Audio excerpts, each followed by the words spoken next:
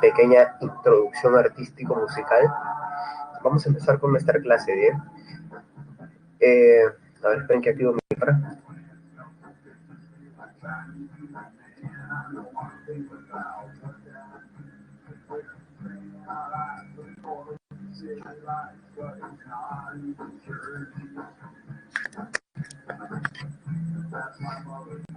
Bien, chicos, ¿qué tal? ¿Cómo están? Eh, vamos a seguir con nuestra clase de... Vamos a seguir con el tema, la temática de estética, pero en este caso vamos a tratar de explorar una temática distinta a la de la semana pasada, aterrizando un poco las problemáticas que ya habíamos visto en torno a qué era el arte, qué se consideraba arte, qué no, las definiciones de arte, y un poco eso que habíamos anticipado sobre la relación entre arte y sociedad, hoy día vamos a tener tiempo de desarrollarlo con más tiempo, ¿bien? Buenas tardes, Pilar, ¿cómo estás? Entonces, esta es una clase, creo yo, especial. Lo primero que vamos a hacer es tratar de observar algunos movimientos de arte contemporáneo, ¿sí? Vamos a tratar de captar algunas diferencias que ya de por sí tienen presupuestos estéticos, filosóficos, ¿sí? Y bueno, pues también esto nos permitirá ver o entender alguna relación respecto de lo que es el artista, el papel del artista, que es el arte también de alguna manera, los efectos o la función del arte, y obviamente también exploraremos ya hablando de los movimientos artísticos, algunas ideas sobre lo que vamos a ver más adelante, que es la relación del arte con la sociedad. Obviamente hoy día también vamos a tratar un problema muy interesante, que es el problema de la belleza. ¿Dónde está la belleza? ¿En el objeto o en el sujeto? ¿No? Acá podríamos recordar algunas tesis axiológicas para tratar de tenerlo como marco previo, ¿sí?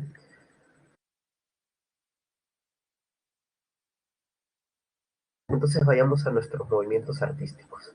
Bien, el primer movimiento artístico que vamos a ver es el impresionismo. ¿Por qué partimos del mundo contemporáneo? ¿Por qué no lo rastreamos? Bueno, principalmente porque para nuestros propósitos, ¿sí? Para entender el marco en el cual se dan los problemas artísticos de la actualidad, pues bastaría con entender estos movimientos, digamos, del siglo XIX hacia adelante. Más bien, podríamos tener obviamente movimientos como el clásico, el del Renacimiento, el barroco, el romántico, ¿no? Como movimientos también igual de interesantes, con muy buenas ideas, pero que motivaron el nacimiento de estos movimientos, pero que ya se los dejo para que ustedes los exploren por su cuenta, y vamos a ver que más bien estas corrientes surgen como una reacción a esos movimientos, ¿bien? Ese es el caso del impresionismo, por ejemplo. Eh, este movimiento que nace hacia mediados del siglo XIX en Francia eh, propone un cambio en tanto que las formas de arte clásicas proponían la construcción de las formas de una forma pura, eso quiere decir bien delineada, y si bien consideraba algunos aspectos técnicos, eh, le parecía, ¿no es cierto?, a muchos de los pintores impresionistas que ese arte no terminaba por transmitir algo. Y de lo que se trata es de que al momento en que yo trato de, no sé, pintar un paisaje o una escena o un escenario, de lo que se trata es de captar la impresión de ese momento, o sea, la sensación que transmite ese momento. Y eso solamente se logra cuando tú borras de tu mente las barreras mentales del trazo bien hecho y demás, porque lo que importa es que se resalte a través del color y la luz esa sensación o emoción que se quiere transmitir, ¿no? Y entonces ahí esto queda clarísimo con el ejemplo que se ha puesto acá, el cuadro Impresión del Sol Naciente del máximo representante del impresionismo, que es nuestro amigo Claude Monet, ¿no? Entonces, claro, ahí están también otros pintores franceses, como podrían ser Edouard Manet, Auguste Renoir y nuestro amigo Paul Cézanne. Ahora, el detalle, ¿sí?, es que, como ustedes van a ver, perdón, un pintor que estaría a camino medio, y eso ya lo vamos a ver más adelante. Miren, vamos a ver una pintura más, a ver, déjame que la encuentre, ya está. Esta pintura se llama Cesto de Manzanas, ¿sí? De nuestro amigo Paul Cézanne, ¿sí? También un impresionista, como hemos visto. Y si ustedes se dan cuenta, no se necesita o no estamos viendo necesariamente manzanas bien dibujadas en el sentido de que representan la idea de una manzana, como si fuera una manzana perfecta, ¿no? Son manzanas irregulares, miren cómo trabaja con el color para transmitir esa sensación de calidez, de hogar, de ambiente en el cual se suelen comer los alimentos, ¿no? Entonces esto me parece muy interesante que observar. Y vamos a compararlo con una pintura que se supone tiene un contenido o una idea similar. ¿Bien? Hola David, ¿cómo estás? Entonces, hasta ahí el impresionismo. Ahora hablemos de otra corriente. Una corriente llamada el modernismo. El caso del modernismo es que al igual que el impresionismo también trata de ser una crítica, pero lo que principalmente va a criticar es que el arte esté tan lejano a las personas, vamos a ponerlo de esta manera, comunes y corrientes, a los que no son entendidos en criterios artísticos. Entonces el arte tiene que considerar cualquier tipo de elemento, mezclar cualquier elemento, con tal de hacer que las personas puedan captar, ¿no?, una obra artística y sentirla como tal.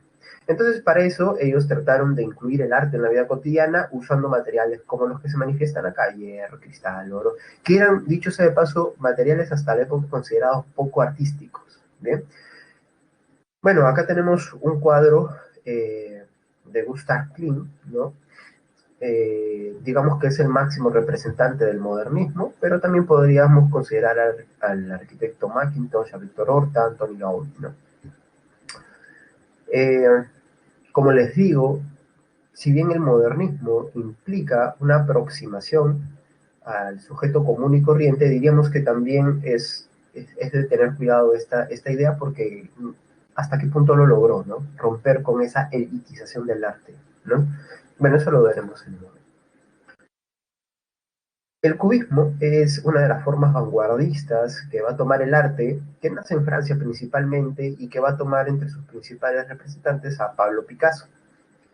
El caso del cubismo es que va a proponer una pintura estructurada y en ese sentido retoma cierto aspecto clásico, ¿no? Porque hay, vamos a ponerlo así, líneas bien trazadas, formas geométricas bien dibujadas y demás, hasta ese punto nada más, porque considera lo siguiente: el impresionismo, al igual que la visión clásica y al igual que el modernismo, consideran que existe algo así como una perspectiva única de la obra de arte, una visión única. Y lo que piensa más bien el cubismo es que la obra de arte es y tiene que ser la intervención simultánea de varios puntos de vista, ¿no? O sea, tiene que permitirse que se le revelen muchas maneras de ver la pintura. Y esto es lo que sucede cuando observamos la pintura clásica, el Guernica de Picasso, ¿no? Digamos, la pintura clásica del cubismo. Claro, uno puede interpretarlo de una manera, pero otro también puede interpretarlo de otra manera, de acuerdo al punto de vista. Es lo que te permite la pintura, y según muchos de los pintores cubistas, es lo que te permite el arte en general, ¿no? Entonces, la idea de estos pintores pasa por ahí, ¿no? Pasa un poco por ahí. El caso es que no solamente el cubismo apela a ello, sino que también a ciertas formas abstractas, como ustedes habrán podido dar cuenta. No necesariamente hay que dejar claro todo lo que se está tratando de dibujar. Y recuerdan que habíamos visto el cesto de manzanas de nuestro amigo Paul Cézanne, pues ahora veamos algo que se supone, una pintura que se supone fue inspirada bajo una idea similar. Esta obra se llama Plato de frutas y un vaso, de George Braque, también pintor cubista, ¿sí? Bueno, pero, profe, acá no hay frutas, profe. Bueno, si ustedes observan con cuidado y tratan de unir ciertos trazos, ciertas curvas, ustedes se van a dar cuenta de que sí se ve como un esbozo de algo de frutas. Profe, las letras sí me quedan claras, ¿no? Las letras sí. Pero bueno, ¿qué más hay ahí? Por ahí pueden haber unas uvas, pueden haber ciertas formas circunféricas, ¿no? Algo así podría haber, ¿no? Sí, Rey, sí, Maricielo, ¿no? Ahí se ven un poco que arriba. Entonces, abre mucho más la perspectiva que el cesto de manzanas, pero también tiene manejos de colores e iluminación menos realistas o verosímiles que lo tenía el impresionismo, ¿no? Entonces por ahí también va la idea del cubismo, para que ustedes vean. Eh, Perdón.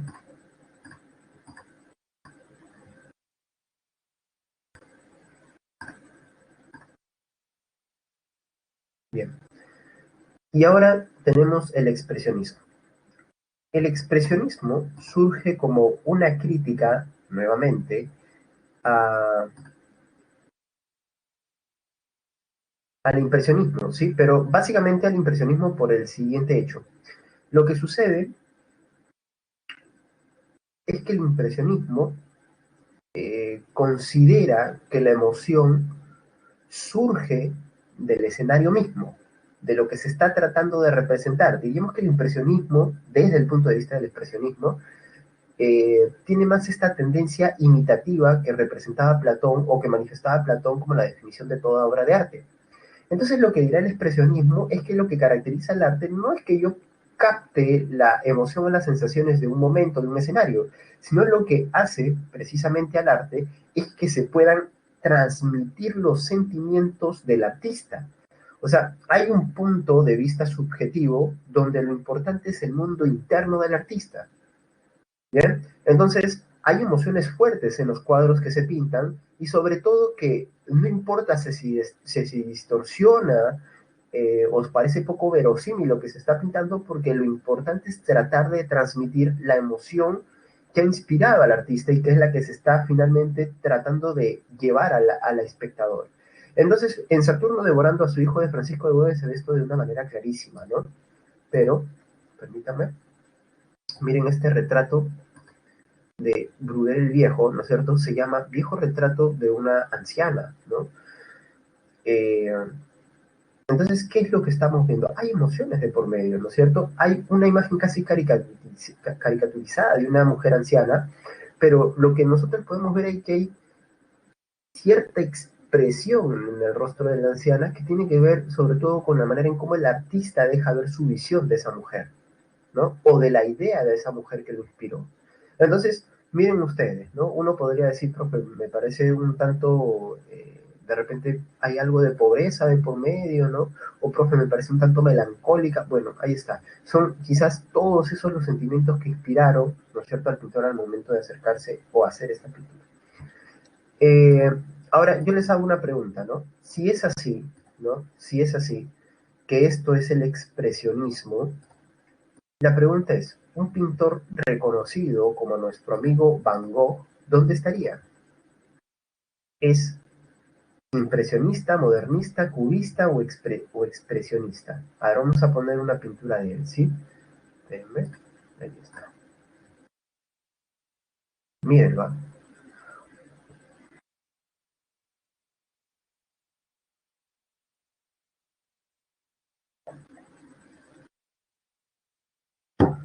Está demorando en cargar, perdón.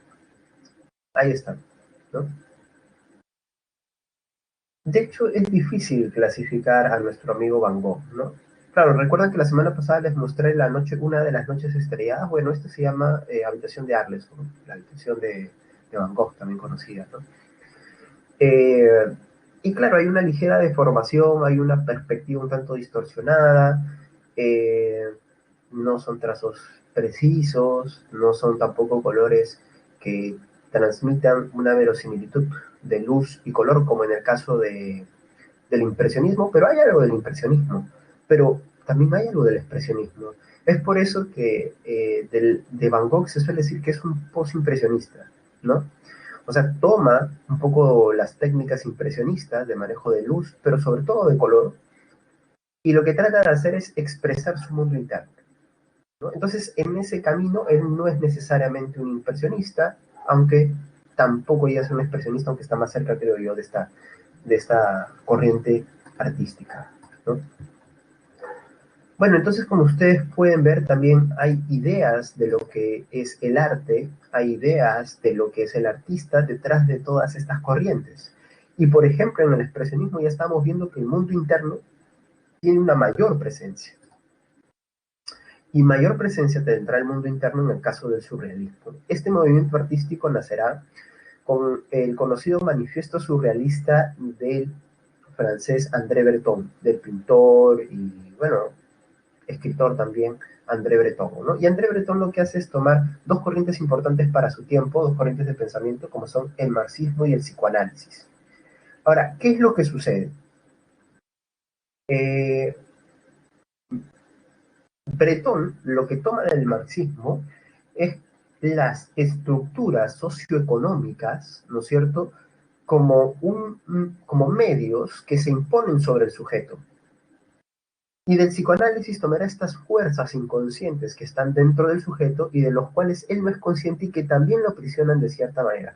Entonces, ¿de qué se trata el surrealismo? El surrealismo implica una liberación del ser humano en la medida en que también se libera su mundo interno para que se haga consciente de algunas cosas y de esta manera mejore como persona, pero también para que cambie sus relaciones humanas y cambie el mundo.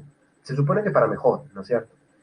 Entonces, artistas como Pablo Picasso, miren ustedes, ¿no es cierto? El mundo surrealista es una expresión de un mundo también confuso, abstracto, onírico, diría yo, sobre todo, porque recordemos esta vinculación con los sueños del psicoanálisis, ¿no?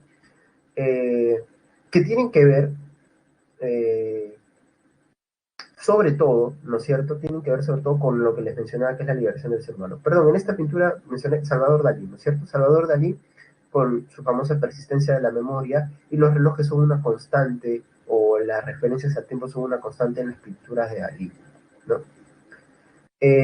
Pablo Picasso, a pesar de que es cubista, también tiene una serie de aportes al surrealismo, ¿no? No se confrontan, es más, yo diría que pueden asolaparse hasta cierto punto.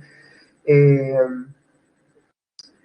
Giorgio de Chirico, Man Ray, Joan Miró, el pintor catalán, también entran en este movimiento surrealista. Y yo incluso incluiría acá a nuestro amigo René Magritte. ¿Han visto algo de René Magritte alguna vez? Bueno, ya lo ven luego por su cuenta, ¿no? Son surrealistas todos ellos. A ver, creo que tenía algo más. No. Bien. Y otro de los movimientos contemporáneos tendría que considerar, obviamente, e innegablemente, al pop art, ¿no? Claro, Giancarlo. Ese es René Magritte, la cara con la pera, la cara con la manzana, o los personajes cubiertos con unas especies de sábanas, ¿no? O telas blancas.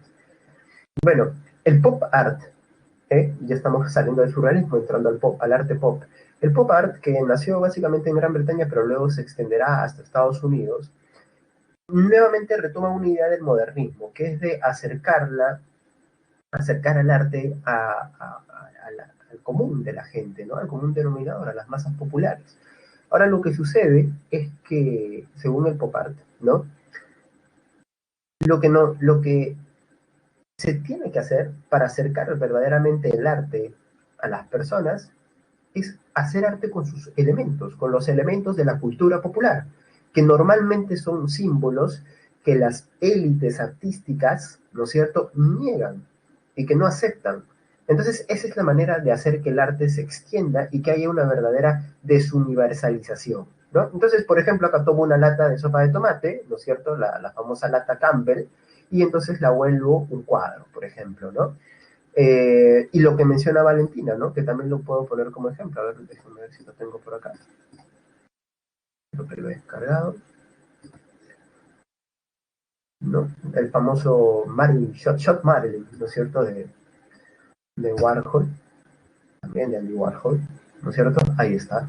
Una imagen pop, o sea, popular, ¿no? Un artista popular como Marilyn Monroe, no es un artista de culto, ¿no es cierto?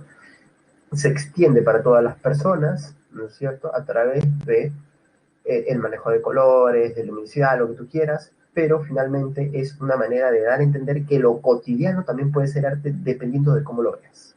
Ahora, esto de acá es peligrosísimo también, ¿no es cierto? Al menos algunos lo consideran así, como por ejemplo el premio Nobel Mario Vargas Llosa, ¿no? Que en su libro La sociedad del espectáculo considera que estas formas de arte terminan llevando a considerar arte, cosas que no hay un mayor esfuerzo técnico, no hay una mayor elaboración técnica, no funcionan bajo una idea, es simplemente tomar algo de la realidad y decir que es arte, ¿no?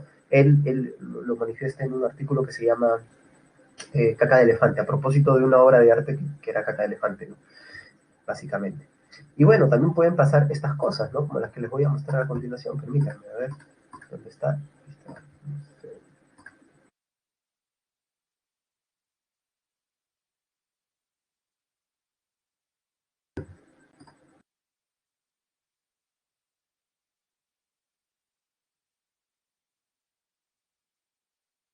¿No? Esta se supone que es una obra de arte que estuvo en exhibición en un museo de nuestro amigo Marcel Duchamp, ¿no? El escultor francés, el artista francés, y que bueno, básicamente es una expresión del arte popular, pero más que todo del arte postmoderno, ¿no es cierto? El arte que había rompido con criterios clásicos o los criterios racionales, y se supone que expresa que el arte puede estar en cualquier lado. Bueno, y acá hay anécdotas muy, muy curiosas, ¿no? A ver, déjenme ver si encuentro por ahí el artículo para pasárselo.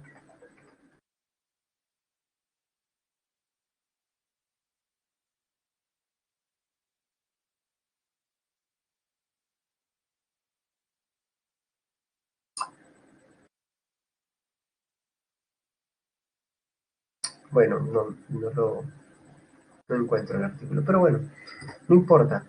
Eh, bueno, esto que puede parecer, como dice Brian, un robo de binario, ¿no es cierto? Terminó haciendo o ha sido la tendencia hasta algunos, hasta algunos, mmm, hasta algunos años atrás, ¿no? Yo diría que todavía lo sigue siendo en algunos sectores todavía artísticos, ¿no? Donde no necesariamente se expresa una idea detrás, sino que se afirma que la idea se descubre ya una vez hecha la obra de arte, ¿no? Eh, porque precisamente en lo cotidiano habita el arte, ¿no? Entonces, hay anécdotas muy, muy cómicas, ¿no? Como la de este hombre que fue a una exhibición de este tipo de arte, eh, y pues olvidó sus lentes sobre una mesita, ¿no? Sobre una repisa. Y la gente pensó que era parte de la exhibición y empezó a tomarle fotos, la gente empezó a decir, oye, pero ¿cuánto están vendiendo esto? ¿No es cierto? Se armó todo un lío por saber quién había sido el autor de esa genialidad, hasta que el hombre se da cuenta que había olvidado sus lentes, regresa al museo, a la exhibición, coge sus lentes y dice, perdón, me lo olvidé, ¿no?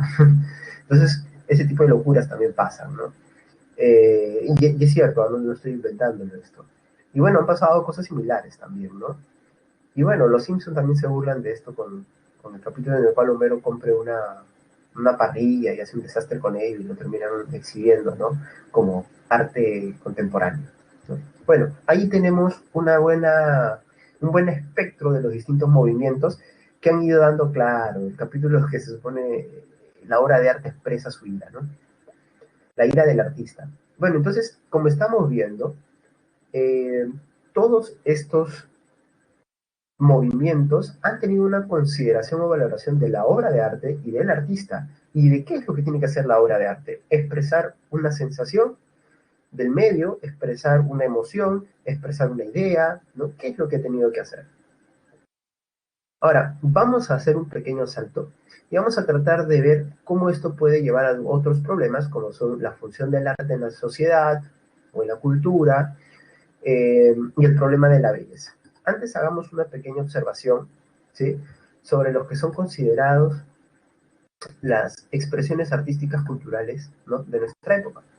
Claro, la pintura lo sigue siendo, qué duda cabe sobre la escultura también, y en la literatura, claro, antes lo que se consideraba solamente poesía, ¿no? Antes eran las siete bellas artes, la poesía y lo demás no. Pero bueno, hoy en día, ya con la aparición y el posicionamiento, ¿no es cierto?, centralizante de la novela y del cuento, yo diría que ellos también ingresan ahí.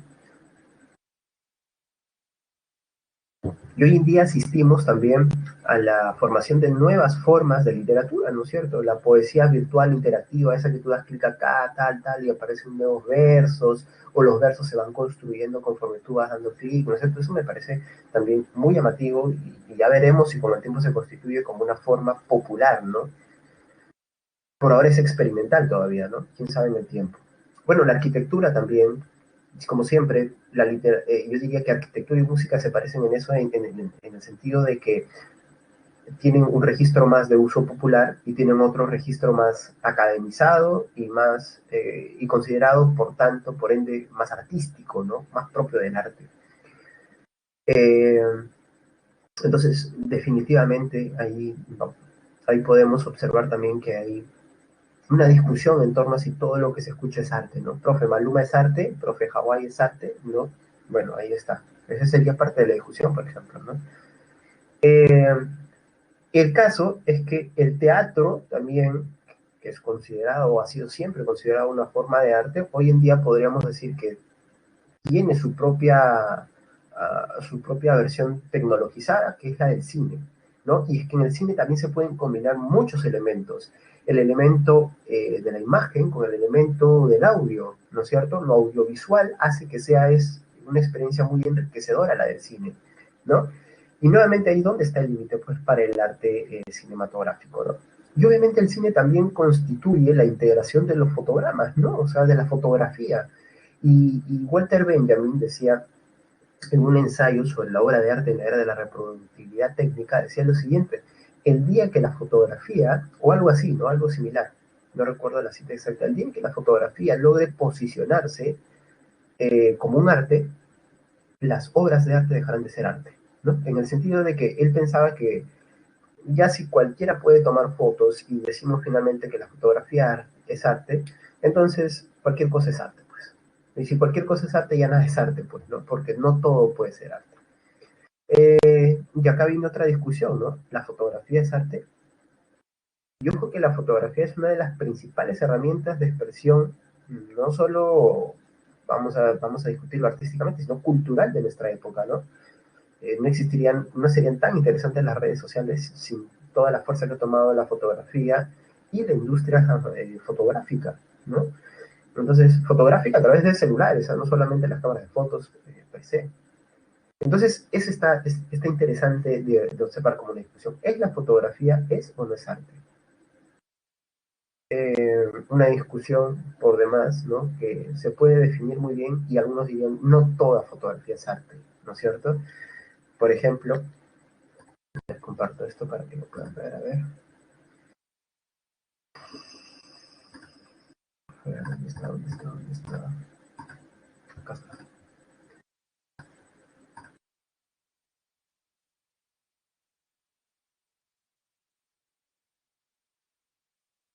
Bueno, este señor se llama Henry Cartier-Bresson y este fotógrafo, ¿no? Básicamente, miren, es un captador del momento, ¿no? Es un cazador de esos momentos especiales que hacen una fotografía sumamente interesante y que da ganas de verla una y otra vez, ¿no?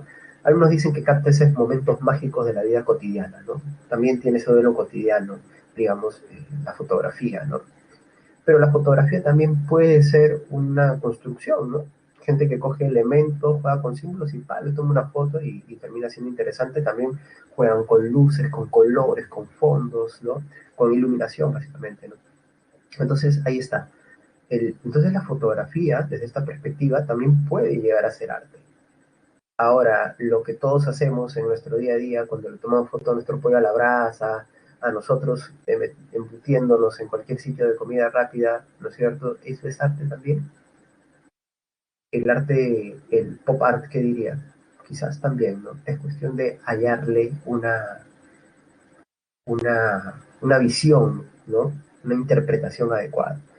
Es un poco como esta película eh, que ha sido incluso, o sea, han hecho una película de una muy mala película, ¿no es cierto?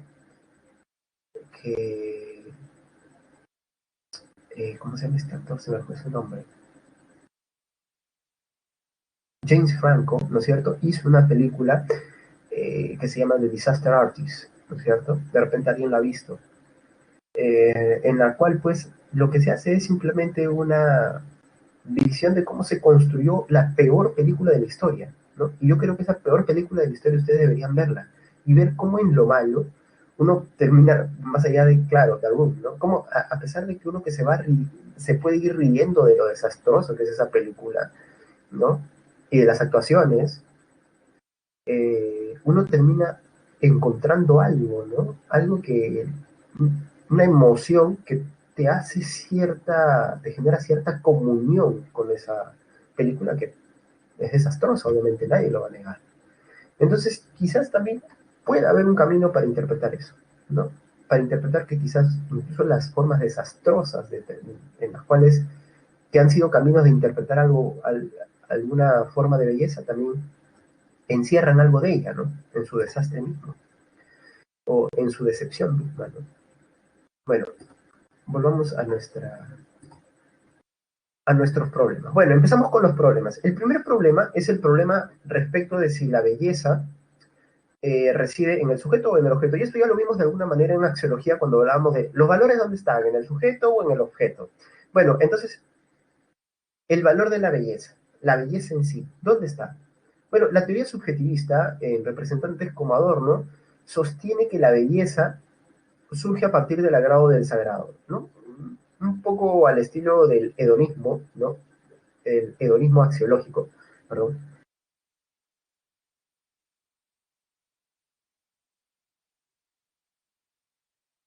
En la edad, chicos, hace que cruja un poco ciertas partes del cuerpo. Bueno, entonces, ahí estamos, en el hecho de que la belleza, ¿no es cierto?, para la teoría subjetivista, está en el sujeto y es el sujeto el que determina lo que es bello. Ahora, en la teoría de Adorno, ¿sí? En la teoría de Adorno, no solamente es el sujeto, sino que también toda la influencia que tiene todo sujeto, porque el sujeto no es que haya venido de la nada, haya venido del mundo de las ideas de Platón. El sujeto, ¿no? Desde el punto de vista de Adorno, es miembro o parte de una sociedad. Entonces, aunque el sujeto pueda tener la visión más distinta que uno pueda encontrar dentro de la sociedad, sigue siendo una visión dentro de la sociedad, ¿no? A ver, para ponerlo en un ejemplo.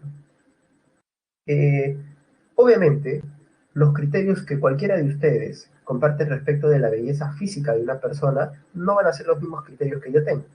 Pero sin embargo, ¿sí? Así para ustedes de repente tiene que ser de tal forma, tal estatura, ¿no es cierto?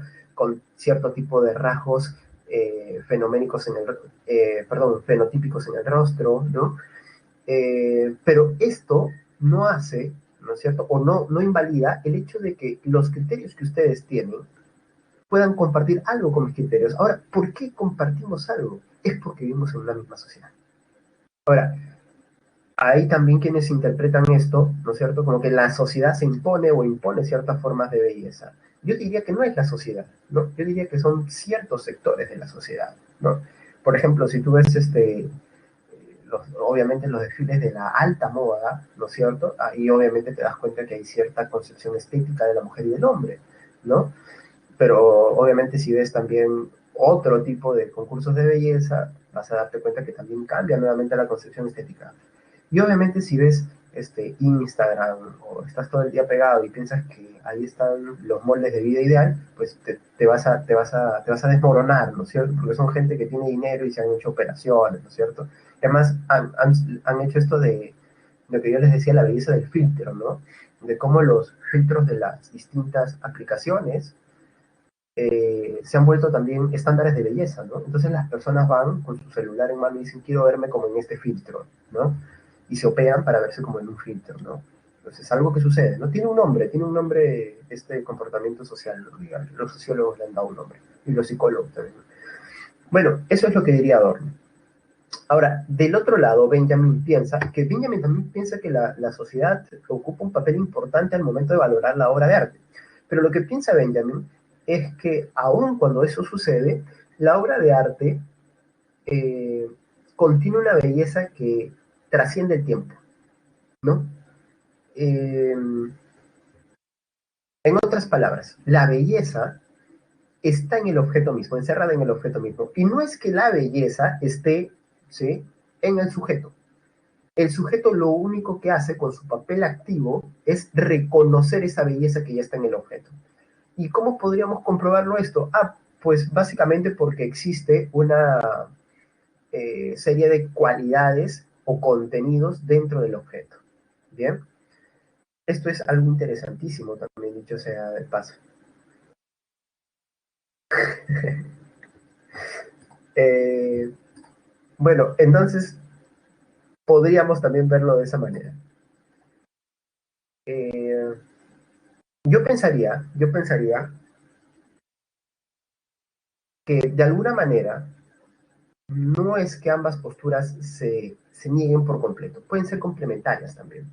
Porque miren lo que dice Benjamin, incluso, bueno, ya les he mencionado lo que dijo sobre la fotografía, ¿no? Tiene cierta forma purista de concebir el arte, pero él también dice que las sociedades influyen en que se pueda o no se pueda reconocer la belleza de una obra de arte. Así, por ejemplo, ¿no? Yo, por ejemplo, les traigo, eh, no sé, una Venus de Milo, o a ver, vamos a poner este ejemplo, a ver si se puede, ¿no? Esta expresión de arte rupestre, ¿no es cierto? Muy famoso.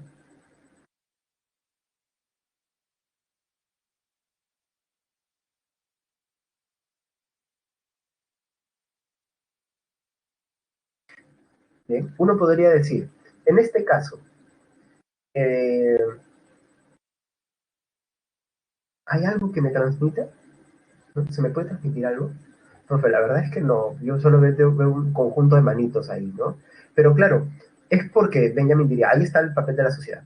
Nosotros todavía no concebimos lo que puede haber sido algo superior, porque nosotros en nuestra época ya estamos acostumbrados a la reproductibilidad técnica. Pues, tantas fotos al día que esto nos va a parecer pues cualquier cosa, ¿no es cierto? Pero si lo vemos en su contexto o en su circunstancia, quizás esto sea la obra de arte más genial del mundo, ¿no es cierto?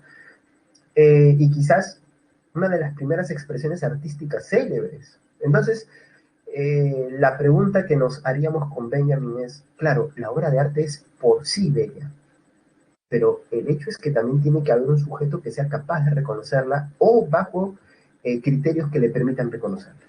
Entonces eso también está interesantísimo, ¿no? ¿Puede conciliarse de alguna manera subjetivismo con objetivismo? Bueno, en axiología lo que hemos visto es que hay un punto medio, ¿no es cierto?, de acuerdo al problema de quién constituye el valor, que es lo que nos dice nuestro amigo Riccieri Frondizi, ¿no? Con su teoría, eh,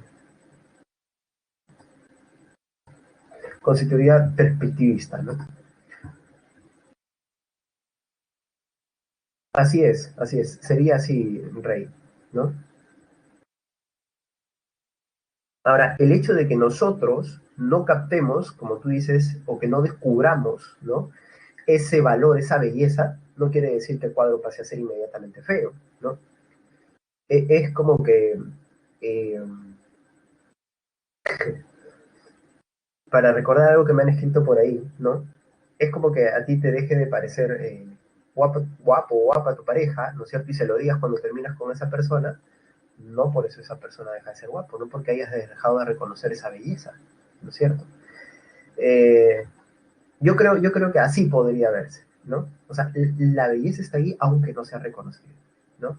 Entonces, de repente, a pesar de que muchas personas puedan decirle a alguien que es feo, que esa persona no se preocupe, ¿no? No existe la fealdad, sino no existe el contexto adecuado para tu belleza, ¿no?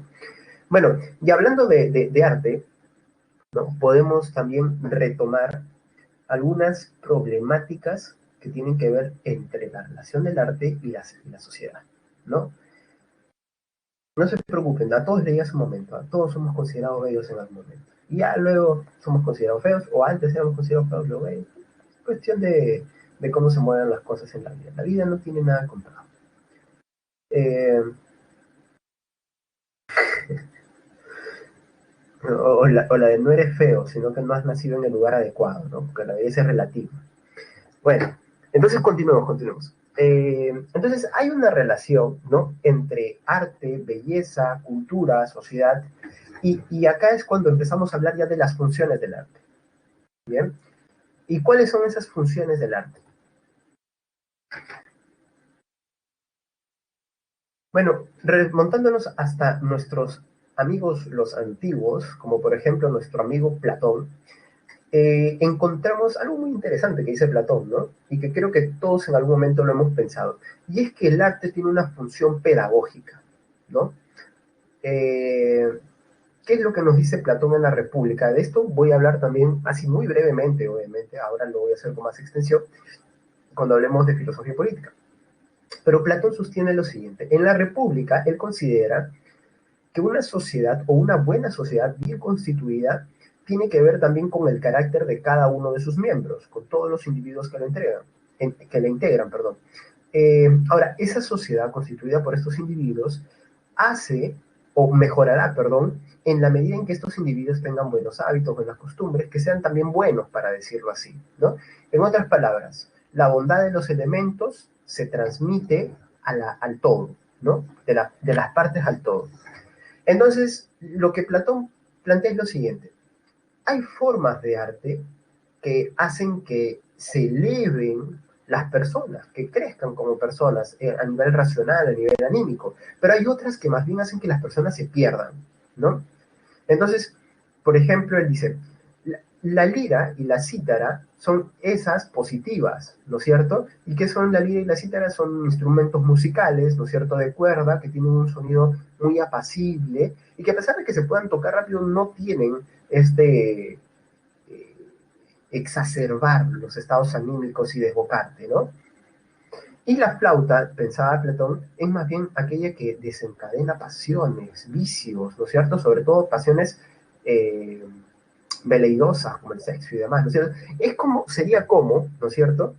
Hoy en día plantear, pues, no sé, una pieza musical de, eh, no sé, una guitarrita de Paco de Lucía para los que conocen, ¿no es cierto? Y compararla con el reggaetón, pues así ese reggaetón que tú dices, uy, no está la bailo, ya, algo así, ¿no es cierto? Entonces, como te puedes dar cuenta, no es que el arte per se también cumpla esa función, sino que también las formas en que se da ese arte, ¿no? A ver, te leo Giancarlo, dice, si una persona dice que el pasto es verde porque lo puede ver de ese color, sería un conocimiento objetivo y subjetivo, ya que las personas daltónicas lo ven de un diferente color. Ese es un problema axiológico, ¿no? Eh, porque finalmente lo que tú estás poniendo o manifestando ahí por escrito es si el color es un valor o es algo determinado, ¿no? Eh, de hecho, me parece, ¿no? Me parece de que este problema ha sido también abordado por la ciencia de cierta manera, ¿no? Una manera que quizás no sea la más adecuada, pero que también aporta lo suyo a la discusión o al debate filosófico, ¿no? De hecho, la ciencia ha demostrado que incluso cuando todos decimos rojo, ¿no? Para quitar solamente el problema de los daltónicos, ¿no? Incluso cuando todos decimos rojo, no necesariamente estamos viendo el mismo rojo, porque nuestras experiencias vitales, donde hemos nacido y demás, hacen que nuestros ojos también tengan una distinta manera, ¿no? de, de color. Bueno, dejemos por ahí el problema, que es un problema axiológico. Entonces, esta es la idea del arte con su función educadora. Hay que escoger bien, según Platón, y hay que, según él, prohibir ciertas formas de arte porque más bien envilecen a las personas. Es por eso que Platón planteó que se expulsen a los poetas de la República, cierto tipo de poetas, porque exaltan pasiones negativas, como las que él encontraba en algunas tragedias, ¿no es cierto? ¿Qué es eso de que Edipo con su mamá? ¿Qué estás hablando, no? Saca acá, papi, estás que me malogras a la gente acá, ¿no? Es como, no sé, pues escucharte un reggaetón que hable locuras, ¿no es cierto? Entonces, uy, chistoso, pero al final terminas concientizando eso, ¿no es cierto? Y ahí es cuando te das cuenta de que algo no está yendo bien, ¿no? ¿Todo bien por casa, amigo? Bueno, algo así. Platón tiene esa desconfianza porque piensa que el arte es una expresión de contenido. Entonces, si la gente se queda con ese contenido, se malforma o se bienforma, ¿no? Entonces, vamos a la otra concepción que está muy cercana a esta, que es la de su discípulo. Aristóteles piensa que el arte tiene una función moral, y esto también lo va a respaldar León Tolstoy, el famoso escritor ruso. El caso es que Aristóteles, ¿no es cierto?, nos dice que el arte es una forma de transmitir buenas costumbres y el ser prudente. Es por eso que él piensa también que las leyes pueden entrar a reglamentar ciertos tipos de arte. Decir, oye, este tipo de arte no es adecuado para una bien sociedad armónica o plena, ¿no? Más bien perjudicaría a la sociedad. De repente Aristóteles viviese en nuestro tiempo y diría, bueno, voy a probar, a probar el reggaetón de ciertos músicos urbanos y de otros los voy a prohibir, ¿no es cierto? De repente la bebecita prohibida, ¿qué es eso que bebe lean, que toma whisky? No, pero es una locura, ¿no es cierto? ¿Cómo vamos a promover esto? Y todavía los que más lo escuchan son jóvenes, ¿no es cierto? Bueno, estoy imaginando nada más, ¿no? Estoy imaginando. Eh, entonces de lo que se trata es de promover ciertas costumbres, ¿no? Ahora, lo que piensa Tolstoy es que después de las etapas de guerra, ¿no es cierto? En esta etapa de posguerra, ya no podemos seguir dejando que el arte se mueva bajo sus propios criterios. Hay que darle un criterio moral, para el religioso, obviamente, a lo que estamos creando dentro de la comunidad cultural, los artistas. de lo que piensa Tolstoy es que se tiene que buscar la manera de expresar valores, grandes valores, la solidaridad, la unión con el otro, ¿no es cierto? Y así evitaremos llegar a estas etapas pues, de guerra, porque esto es producto también de toda una trama cultural, ¿no es cierto? Eh,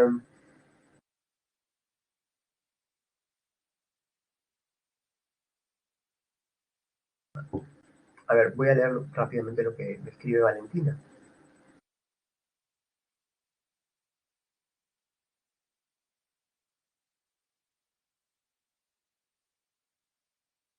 Ah, mira tú. Entonces él sí era un daltónico, ¿no? Definitivamente. Si era, si él decía que era rojo y era verde, era daltónico, ¿no? Ahora, aunque por cierto nunca he conocido un daltónico, ¿no? Un amigo mío decía ser daltónico, pero siempre que yo le decía, oye, mira esa cosa roja, y él inmediatamente la veía, ¿no? Y creo que era flor, ¿no? Creo que era su gancho, también algunos lo usan como un gancho, ¿no? Para llamar más la atención.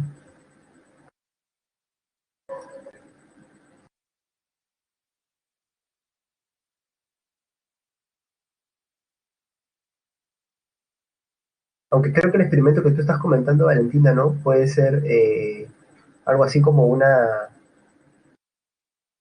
aceptación también, ¿no?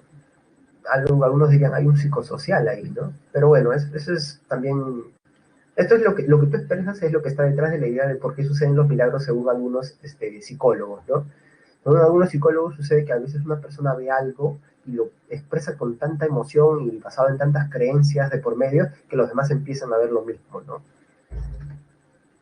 Bueno, continuemos. El caso de Benjamin es que él va a resaltar otra función del arte que ya no es ni la pedagógica ni la moral, que de hecho, sea de paso, estaban muy cercanas, ¿no? Porque una pedagogía también implica enseñar algunos valores morales.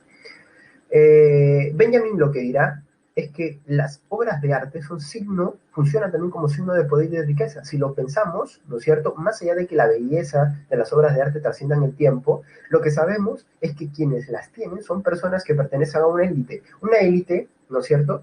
Que donde la vida y sus posibilidades económicas les ha permitido apreciar lo que es arte, ocultarse de esos criterios, pero también les ha permitido, pues, tener el poder adquisitivo para comprar esas obras de arte y poseerlas, ¿no? Ahora, esa es la visión de Benjamin. Está la visión también del arte como forma de conocimiento. Acá, ¿quiénes pondríamos? Bueno, de alguna forma Aristóteles estaría acá, ¿no? Pero como hemos visto también, él concibe la función moral del arte. Pondríamos a Kant, a Schopenhauer, ¿no es cierto? Porque ellos decían que la obra de arte, tanto en la construcción como en la contemplación, es un sumergirse en ella. Entonces, el arte es arte por la satisfacción misma que produce, no por las consecuencias que tiene. Y ahora, cuando tú acudes al arte, descubres ideas. Eso es lo que decía Schopenhauer, y de alguna manera también lo dice Kant cuando nos manifiesta de que el arte es el momento donde se une la razón a la voluntad y tú puedes captar cosas sin necesidad de procesar lógicamente todo. Captas inmediatamente, ah, mira, entonces acá hay una injusticia, o lo que sea, ¿no? Entonces, Heidegger va en ese mismo sentido. El filósofo alemán Martin Heidegger, a quien vimos en nuestra semana de antropología filosófica, dice lo siguiente: la existencia, ¿sí? La existencia humana y la existencia en general, el ser, ¿no es cierto?, como él le llama, eh, se oculta de alguna manera, nos oculta cosas, y el arte es la manera de desocultar esas cosas, hay que mostrar esa verdad, o sea, la verdad es lo que se nos oculta, ¿no es cierto? Y hay que hacer una aletheia, hay que mostrar lo que está oculto. Entonces eso es el arte es una creación que desvela la verdad del ser, de la realidad, ¿no es cierto? Y esto no, obviamente no es solamente racional, tiene que ver con emociones, una serie de elementos, ¿no? Y finalmente tenemos las posturas de Adorno y de Mariátegui, quienes ven en el arte la función sobre todo crítica, ¿no? Que como hemos visto también es racional. Y esto tiene que ver con el hecho de que desde la lectura del marxismo, ¿no es cierto?, hay siempre condiciones culturales derivadas de las luchas de clases. Entonces, obviamente, una obra de arte no solamente imita los valores que hasta el momento se han dado como lo bello o como lo artístico, sino que también tiene la posibilidad de revisarlos, analizarlos y criticarlos, ¿no? Esto según nuestro amigo Adorno y según Mariátegui. No, no Aldo, ¿no? José Carlos, el abuelo. Bueno, y entonces llegamos finalmente a el problema de la esencia de la obra de arte. Cuando analizamos una obra de arte, finalmente, ¿qué es esta?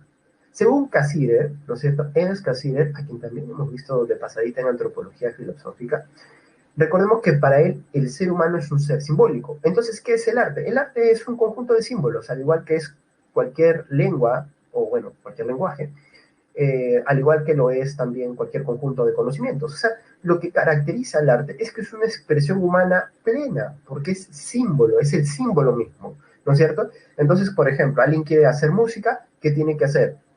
Partituras musicales, escribir notas musicales sobre el pentagrama, ¿no es cierto? Una pintura también implica una concepción previa de los símbolos que voy a usar, y Gadamer piensa lo mismo, pero le suma algo, porque Gadamer es hermeneuta, entonces él va a decir, sí, es símbolo, pero para construir ese símbolo, y eso es lo que diferencia el símbolo artístico de cualquier otro símbolo, implica una actividad lúdica, o sea, hay algo de juego, jugar con los colores, con las técnicas y demás. ¿Bien? Ahora, añadirle a esto, ¿qué cosa? Que este juego y el resultado de este juego, ¿no es cierto? O sea, la obra de arte que implica lo simbólico y lo lúdico a la vez, es también parte de un juego interpretativo.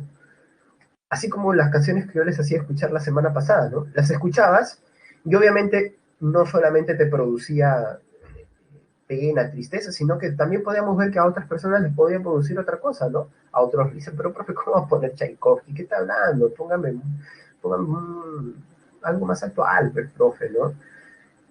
Póngame un J Balvin, ¿no es cierto? Algo así, pues. Ya, está bien. Esa es tu interpretación. Hay otra interpretación, me diría, ahí está, es el juego interpretativo que se da. O sea, el aspecto lúdico se da en la construcción de la obra, pero también en la interpretación de la obra, según nuestro amigo Gadamer. ¿Bien?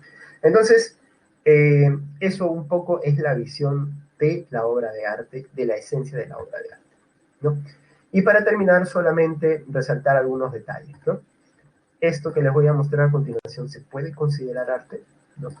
Ustedes veanlo, analícenlo, juzguenlo por su cuenta. Hay que recordar que la obra de arte también es una expresión cultural. ¿Y qué significa que sea una expresión cultural? Perdón. Que la obra de arte sea una expresión cultural quiere decir que al momento en que alguien hace arte, ¿no es cierto?, está también mostrando los códigos culturales. En otras palabras, es parte de una identidad cultural. Nosotros de repente nos puede parecer que somos lo más iconoclastas, que rompemos con todos los códigos morales al estilo nichano, ¿no? Yo, profe, solamente revelo pasiones, pero para revelar esas pasiones estás apelando a símbolos que son clásicos de la cultura occidental, aunque tú no te des cuenta. Entonces estás expresando una identidad. Entonces, esto que estamos viendo, este cráneo, ¿no es cierto?, de un animal pintado, que para muchos es arte, ¿no es cierto?, amazónico, y para otros, bueno, no lo sé. Bueno, más allá de que sea o no sea arte, es una expresión identitaria de la identidad cultural. Y obviamente el camino que se tiene que recorrer es el camino de poder apreciar y discutir, ¿no es cierto? Ahí tiene que haber un marco de tolerancia, pero no solamente eso, de interculturalidad, de intercambio, ¿no? Mira, esto es lo que se considera eh, arte en mi sociedad, esto es arte para tu cultura, ¿no es cierto? Si bien no vas a necesariamente asumir lo que es arte para ellos, ¿no es cierto? Implica un acercamiento. Este acercamiento ya es el camino de la interculturalidad. Bien, aquí nos vamos a quedar, chicos. Acá tienen ustedes las claves para la separata, que imagino que ustedes revisan siempre.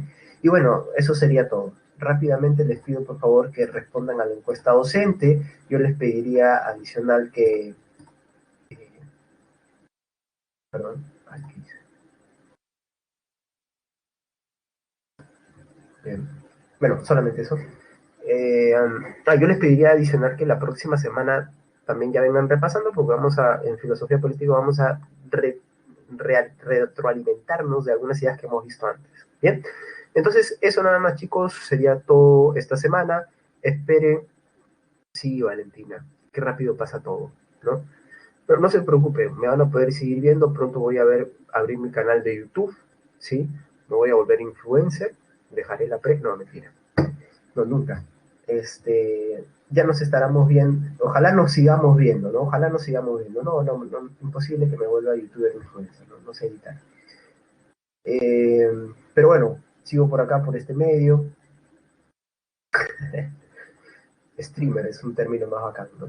Bueno, entonces los dejo, que tengan un buen un buen, es verdad, que todavía quedó pendiente nuestra canción, ¿no? Pero quizás la última clase, quizás, no prometo nada de acuerdo al tiempo. Eh, ya nos estaremos viendo, chicos, tengan una buena semana, un mejor fin de semana. Un abrazo para todos, cuiden su salud y la de su familia. Bien.